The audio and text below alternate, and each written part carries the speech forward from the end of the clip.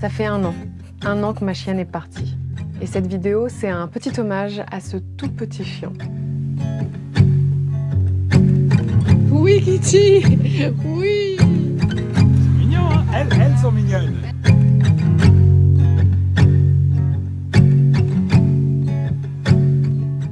Je fais cette vidéo parce que j'avais besoin d'en parler et peut-être qu'elle résonnera auprès de ceux qui ont déjà perdu un animal. C'est une expérience très douloureuse, donc je suis de tout cœur avec ceux qui traversent ça, que ça soit frais ou moins, parce que même avec le temps, c'est une blessure qui peut rester ouverte. Je pense d'ailleurs qu'il y en a qui comprennent pas que c'est une douleur qui puisse être aussi intense. Oh mais c'est qu'un animal, ça va, c'est pas si grave. Alors oui, c'est un animal, mais avec lequel on vit tellement de choses, c'est presque fusionnel et moi ça a été pendant 13 ans. 13 ans à lui parler tous les jours, à la caresser, à jouer. J'ai dormi des milliers de nuits avec elle, sauf les fois où j'avais un ex relou qui trouvait que c'était sale et que c'était un tue-l'amour. Bon, en vrai, c'est pas faux. Mais dormir avec un chien, ça reste un bonheur absolu. Même s'il te marche dessus, même s'il prend de la place, et même s'il te réveille en te léchant la tronche avec son haleine fétide ou en aboyant parce qu'il a entendu un bruit insignifiant. Ma chienne, elle m'a accompagnée dans tellement d'étapes de ma vie, 4 déménagements, 4 ex. En fait, je me rends compte que je reproduis les mêmes schémas que ma mère avec les ex-beaux-pères que j'ai pu avoir, mais avec mes enfants à moi. Bon, commençons cet hommage par le commencement. Il y a quelques années, je rêvais d'avoir un chien. C'était les années 2010 et j'avoue que Paris Hilton m'avait un petit peu influencée. Mais surtout, je rêvais d'un chien depuis des années et je trouvais que le chihuahua était la race parfaite pour moi parce que je savais que j'allais pouvoir l'emmener partout avec moi. Mais j'avais pas les moyens de mettre plus de 1 000 € dans cet achat parce que c'était une race très cotée vu que c'était le chien des stars. Et vu que j'avais pas trouvé de chihuahua à adopter, j'ai donc laissé une annonce sur un site spécialisé de vente de chiens entre particuliers. Bonjour, je cherche un chihuahua à moins de 400 €. J'ai beaucoup d'amour à offrir et une résidence entourée d'espaces verts dans lequel je pourrais faire courir mon petit chien. N'hésitez pas à me contacter, je serai une maîtresse fantastique. Dès le lendemain, je recevais plein de réponses, mais c'était des arnaques. Bonjour, je serais ravie de vous vendre un des chiots de ma portée. Je réside cependant en Angleterre, donc je ferai partir le chiot en train après réception de votre Western Union. Bon. Mais dans la trentaine d'arnaques, une seule était sérieuse. Kitty. Aussi appelée Keke. J'avais aucune photo, juste une description. En fait, il s'agissait d'un employé de la SPA dont la chienne venait d'avoir une portée. Donc mon cœur s'est emballé et dès le lendemain, je prenais ma voiture pour aller la voir.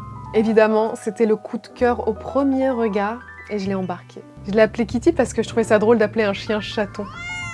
J'ai appris des années plus tard par une dame que j'ai croisée dans la rue que Kitty n'était pas du tout un chihuahua, mais un petit chien russe. C'est vrai que je me disais qu'elle ressemblait pas trop à un chihuahua. Et en même temps, c'est logique. Vu le prix que j'ai payé, c'est normal que je reçoive une contrefaçon. En tapant petit chien russe, j'ai découvert le visage des frères et sœurs de Keke. Une ribambelle de sosie, mais avec des cheveux en plus. Je dirais vraiment qu'ils ont clipsé des petites extensions derrière les oreilles. Quand je l'ai eue, j'étais encore policière à ce moment-là, et elle était tellement petite qu'elle rentrait dans mes Rangers. Trop mignon. Tour de cou 24, longueur de dos 42. C'est mensuration dans mes notes. Bon, j'avoue qu'au début, j'ai pété un plomb avec les costumes pour chiens, j'en ai acheté plusieurs, et puis j'ai fini par la laisser un peu tranquille parce que je sentais qu'au fond de ses yeux, il y avait une pointe de « Bon, t'as pas fini de te foutre de ma gueule, là ». Je dis ça et en même temps, parfois, ça m'arrive de poser une perruque sur la tête de Lola. Je suis désolée, mais c'est trop drôle. J'emmenais Kitty partout avec moi, chez les potes, au resto, plus tard quand j'ai changé de métier, sur les tournages, c'était la petite star. Ah c'est Kitty. Oh putain, c'est c'est Kitty. Kitty. On adore ce que tu fais, Kitty. Hein. Franchement, sans toi, la chaîne de Natou, ce serait trop de la merde. S'il te plaît, viens, on prend un selfie. Elle a même joué dans un film. Elle est sur l'affiche entourée de tous les comédiens. C'est fou. D'ailleurs, dans le film, attention, spoil, elle se fait décapiter.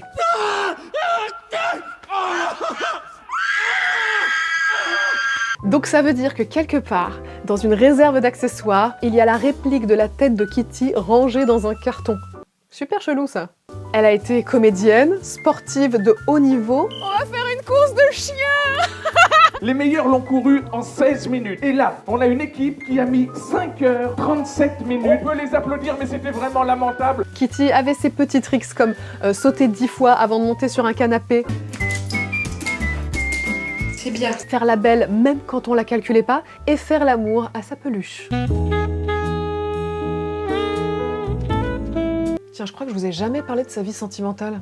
À un moment, j'ai habité dans le 77 dans une résidence entourée d'espaces verts et Kitty avait l'habitude de se promener toute seule. Je sais pas comment ça s'était fait, mais elle avait appris à faire un tour de 10-15 minutes et à toujours revenir. Elle était super intelligente. Jamais je ferais ça avec toi, tu m'entends? Et tout ça pour dire que quand elle avait ses chaleurs, enfin, quand elle avait littéralement le feu au fion, eh bien, elle se sauvait pour aller chez une de mes copines qui était voisine. Et cette copine était la maîtresse d'Elvis, un charmant chihuahua fringant avec lequel elle dansait le rock'n'roll. Enfin, vous voyez ce que je veux dire, quoi. De leur union est né Léon. À l'échographie, on s'est rendu compte qu'il était tellement gros par rapport au petit bassin de Kitty qu'on a dû le faire sortir par césarienne. Puis l'année suivante, il y a eu une deuxième saison de Danse avec les stars et ça a créé Michel. Cette fois, elle avait mis bas chez moi et c'était incroyable d'assister à ça. Vraiment, avec son instinct animal, elle a tout géré alors que moi j'étais toute stressée à côté et c'était ultra émouvant de voir ça. J'ai 13 années de souvenirs géniaux avec cette chienne et la dernière nuit qu'on a passée ensemble, c'est la fin la plus poétique possible pour cette histoire. Le 14 février 2022, j'ai décidé de passer la Saint-Valentin dans un très bel hôtel avec mes 2 chiennes et une de mes meilleures amies. On va passer la Saint-Valentin ensemble. On s'était fait monter des sandwichs à la dinde et Kitty s'en était délectée dans le lit, bref, la meilleure soirée de sa life. Le lendemain matin, ma pote nous a prises en photo dans le lit et c'est la dernière photo que j'ai avec Kitty et elle est magnifique. Donc Kitty a décidé de passer sa dernière nuit dans un très bel hôtel et de s'en aller comme une diva. Par contre, le départ, même si on essaie de s'y préparer, y a rien à faire, c'est très violent. Elle avait 13 ans, donc c'était une petite mémère, et quand on est rentré à la maison, son cœur s'est emballé. Je l'ai emmenée chez le vétérinaire, et c'était une angoisse. L'attente était si longue avant de passer la radio, et son cœur battait si fort. Et puis le diagnostic est tombé, ses poumons étaient remplis d'eau, parce que son cœur pompait trop fort à cause d'une insuffisance cardiaque. On m'a redirigée vers une clinique nocturne parce que le cabinet allait fermer, mais en marchant vers ma voiture dans la rue, j'ai senti que Kitty était allongée dans son panier, inerte. Là, je me suis effondrée parce que ressentir son corps mou entre mes mains, ça a été affreux comme sensation. Elle avait des spasmes, elle avait de l'eau qui lui sortait de la truffe. Bref, c'était horrible. Je suis retournée le plus rapidement possible chez le vétérinaire. Ils ont tenté de la ranimer, mais c'était fini. J'aurais vraiment aimé passer ces derniers instants de vie dans une petite salle tranquille, à la caresser pour l'accompagner, plutôt que ce qui s'est passé en pleine rue, parce que c'était assez traumatisant en vrai. Bon bah voilà, c'était la partie triste de la vidéo.